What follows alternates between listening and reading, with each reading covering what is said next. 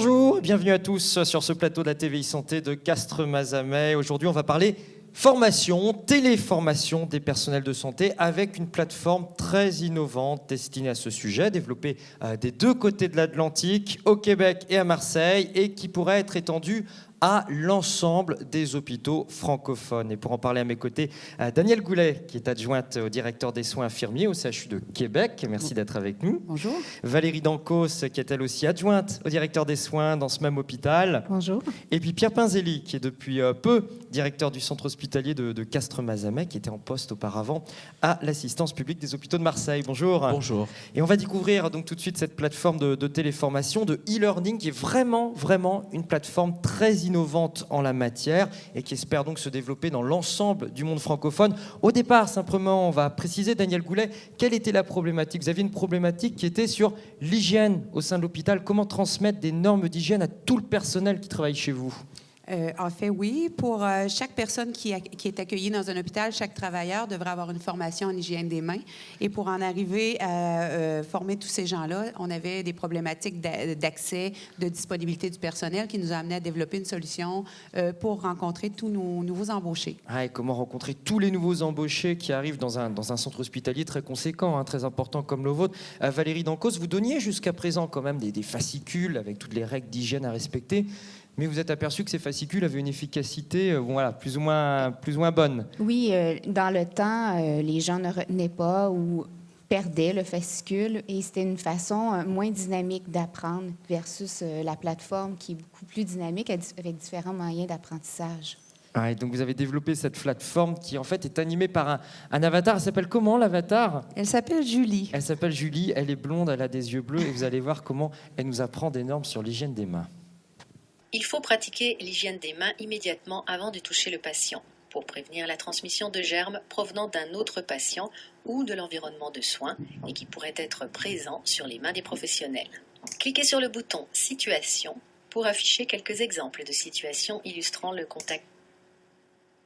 Voilà, on voit cet avatar qui s'appelle Julie. Alors on la suit sur une partie des cours, on voit comment elle nous parle, elle nous prévient, elle nous sensibilise à la chose. Comment est venue l'idée justement de cet avatar qui discute avec nous? En fait, on cherchait une solution qui soit interactive et qui ressemble le plus possible à un présentiel pour aller chercher toutes les générations qui auraient à suivre cette formation-là via le web, en fait, pour rejoindre tant les jeunes de la génération Y que les personnes un peu plus expérimentées. Cette personne, cet avatar, qui est-ce qui a écrit ces textes? Qui est-ce qui l'a imaginé? Ça vient d'où cette formation?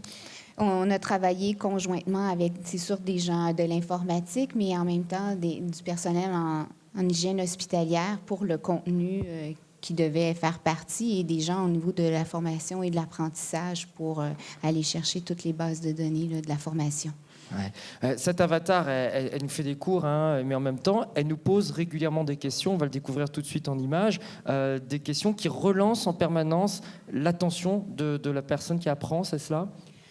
En fait, la formule pédagogique on a des concepts centraux qui vont être répétés de différentes façons pour être certain que l'apprenant l'intègre correctement. Donc, Julie va l'expliquer, on va le questionner sur la même notion, on va lui présenter de 2 ou 3 façons différentes pour être certain qu'au bout de la formation de 15 minutes, le concept central soit bien intégré à l'apprenant. Ouais, c'est ce qu'on voit en images. On a régulièrement des quiz, on nous demande de répondre à des questions qui sont simples au départ, puis qui sont de plus en plus compliquées derrière. C'est toujours la même question, finalement, qu'on pose sous plusieurs angles, mais la notion est toujours la même.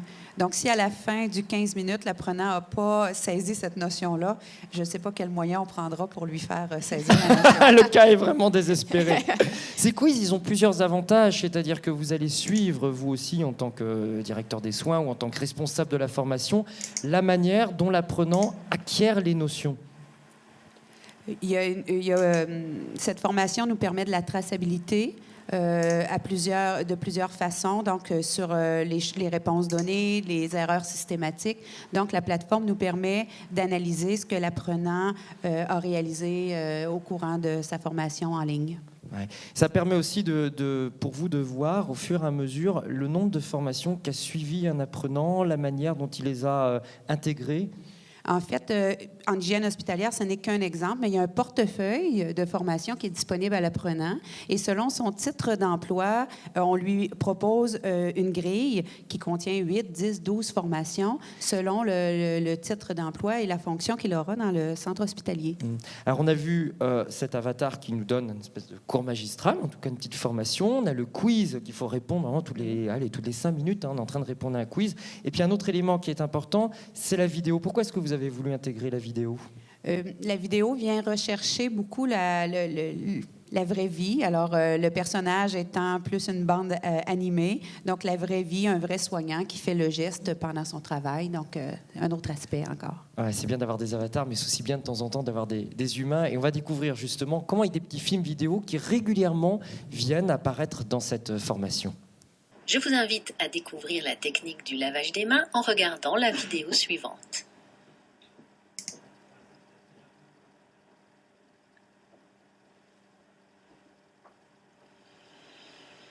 Mouiller d'abord les mains, puis prendre le savon. Frotter les mains entre elles pour faire mousser le savon et frotter le bout des doigts de chaque main afin de bien les nettoyer et de nettoyer la région des ongles. Bien frotter entre les doigts, le dessus de chaque main et des doigts.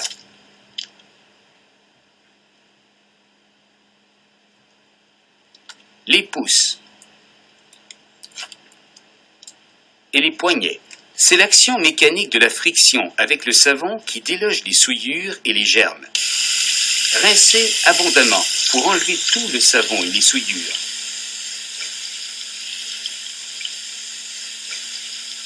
Puis, épongez les mains avec le papier. Refermez les robinets avec le papier si le robinet n'est pas à déclenchement automatique. Jetez le papier. Moi, je trouve qu'expliquer avec l'accent du Québec, c'est encore plus agréable à apprendre et à retenir. En tout cas, moi, j'ai bien retenu. Maintenant, je me gratte le creux des mains à chaque fois. Je fais bien entre les doigts, mais vous m'avez rappelé qu'il fallait bien faire les pouces. Il ne faut pas oublier les pouces. Non, souvent, les pouces sont oubliés. C'est le doigt le plus souvent oublié. Comment est ressenti ce type de formation, justement, par les personnels soignants, maintenant, qui y ont accès? C'est très bien reçu le fait de voir des questions, d'un visuel qui nous remémore donc la bonne méthode. Souvent, vous l'avez dit tantôt, maintenant j'ai modifié ma technique d'hygiène des mains. Donc d'avoir eu une image, ça permet de garder dans le temps. Et on voit même des gens qui vont faire la formation en ligne, même si il n'était pas enregistré ou que c'était pas prévu. Donc les gens aiment ce modèle de formation-là. Ouais, Valérie Danco, je vais repréciser ma question. Comment est-ce que c'est perçu par les personnes qui regardent cette formation? Et est-ce que ce n'est pas perçu quand même comme un pis-aller par rapport à une formation traditionnelle avec un formateur dans une salle? Non, je vous dirais que c'est très bien perçu de la part du personnel. Les gens adorent ce moyen-là et on l'adapte. Donc, pour des gens qui sont moins habitués au niveau informatique, il nous arrive de mettre plusieurs personnes dans une salle et qu'un animateur fasse avec eux la formation en ligne. Donc, c'est très bien perçu de la part de tous et on n'a pas l'impression, non, qu'on a mis de côté les anciens moyens de formation. Pierre Pinzelli, vous étiez en poste à Marseille lorsque vous avez découvert cette solution au Québec. Qu'est-ce qui vous a frappé? Qu'est-ce qui vous a séduit dans cette plateforme de téléformation? Alors effectivement, j'étais à l'assistance publique des hôpitaux de Marseille, directeur de la Timone, et à l'occasion d'un voyage au Québec, j'ai eu l'occasion de rencontrer cette équipe extrêmement dynamique. Et nous étions déjà en questionnement par rapport à l'idée que le savoir et la formation doivent pouvoir se faire en cours magistral, mais aussi être à disposition de nos personnels. Et c'est cette idée qui nous a séduits. Et nous nous sommes dit que l'hygiène des mains et l'hygiène à l'hôpital, qui est un sujet de perpétuel questionnement et sur lesquels il faut revenir en permanence, au-delà de la formation initiale, y compris en formation continue, pouvait être une bonne accroche, un bon support pour rentrer dans ce type de formation et permettre aussi à nos hôpitaux de rentrer dans de nouvelles technologies de l'apprentissage et de répondre très certainement aux attentes des nouveaux professionnels. Quand on parle justement de nouvelles technologies d'apprentissage, de nouvelles manières d'apprendre, ce que me dit Pierre Pinzelli, est-ce que vous savez aujourd'hui comment est utilisée cette plateforme de formation par vos personnels? Est-ce qu'elle est utilisée au sein de l'hôpital? Est-ce qu'elle est utilisée en groupe par moment dans des salles? Est-ce qu'elle est utilisée de manière individuelle à domicile? Est-ce que vous avez des statistiques là-dessus? La majorité des gens la font sur les heures de travail, dans les locaux de l'hôpital, dans les salles informatiques.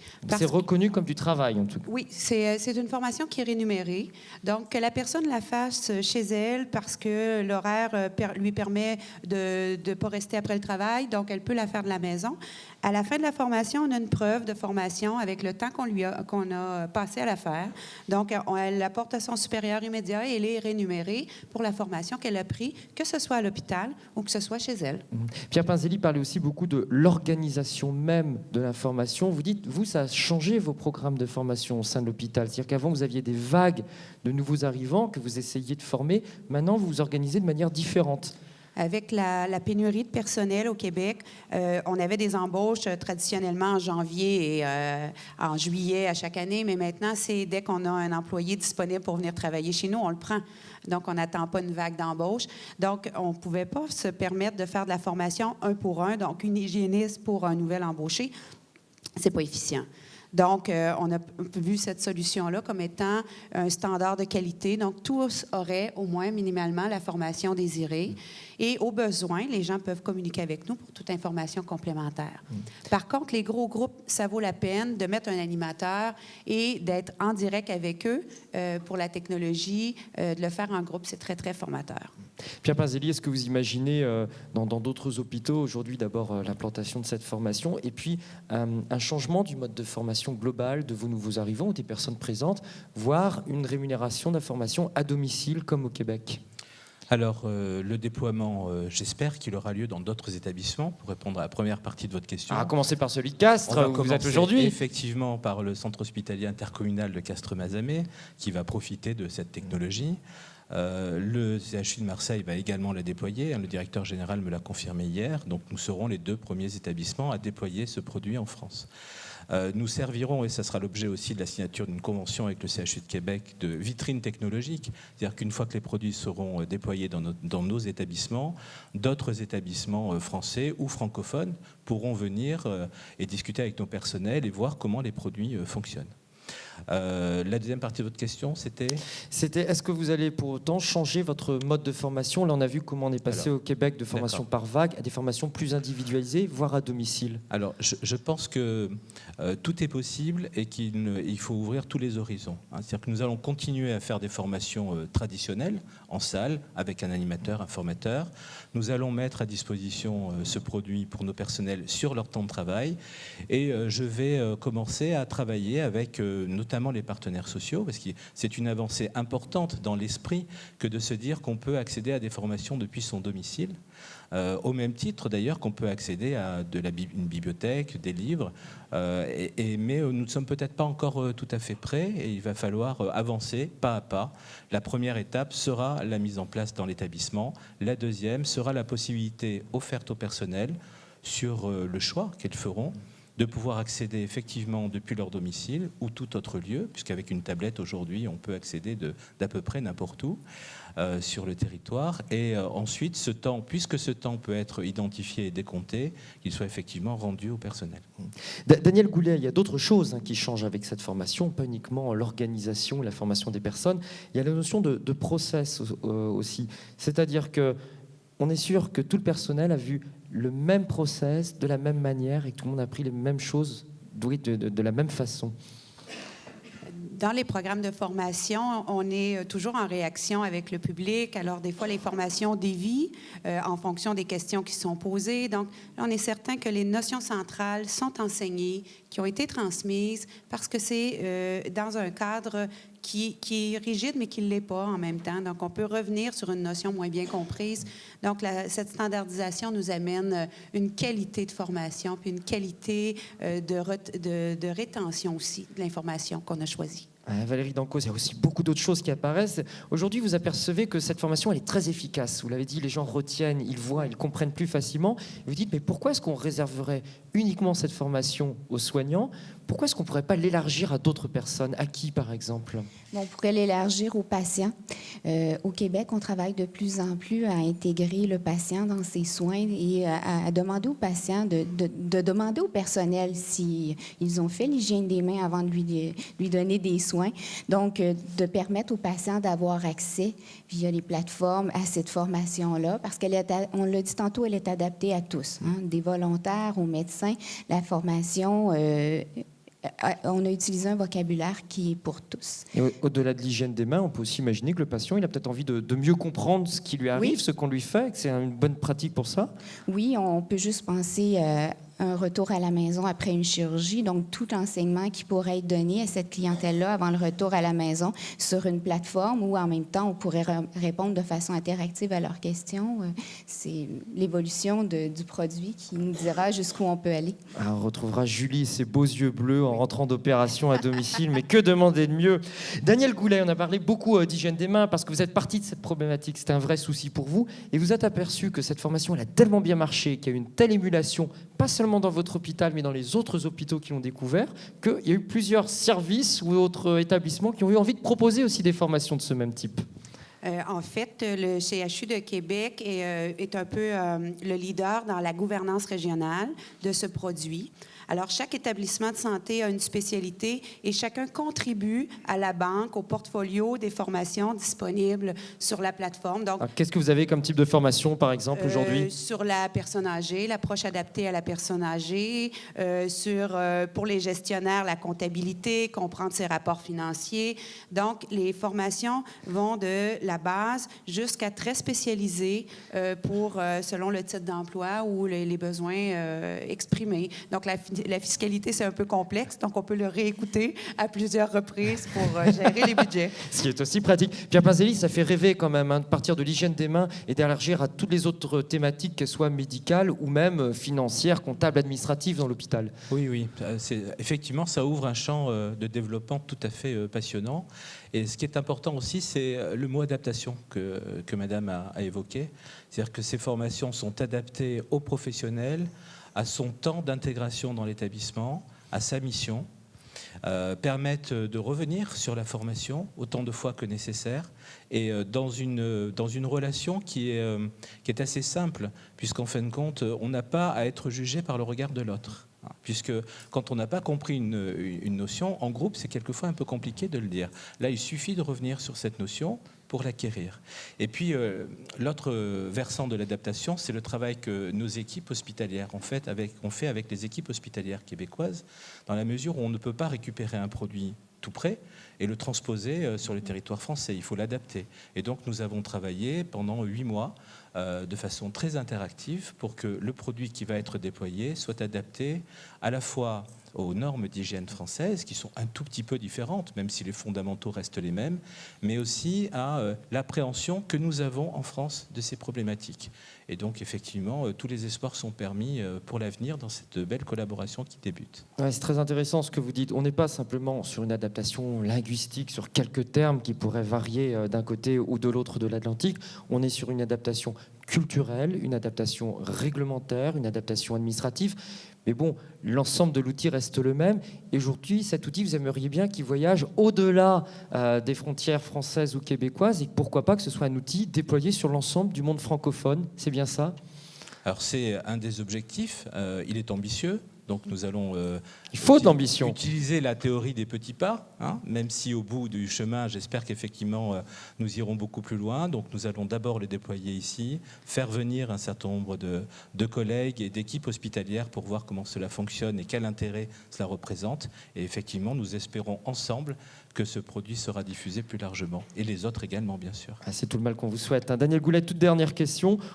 La téléformation, la formation à distance a souvent été vue avec beaucoup de méfiance, voire beaucoup de mépris, en disant ce n'est pas aussi bien qu'une personne physique dans une salle. Là, vous nous avez démontré complètement le contraire pendant cette émission. Ceci dit, je vous pose cette question.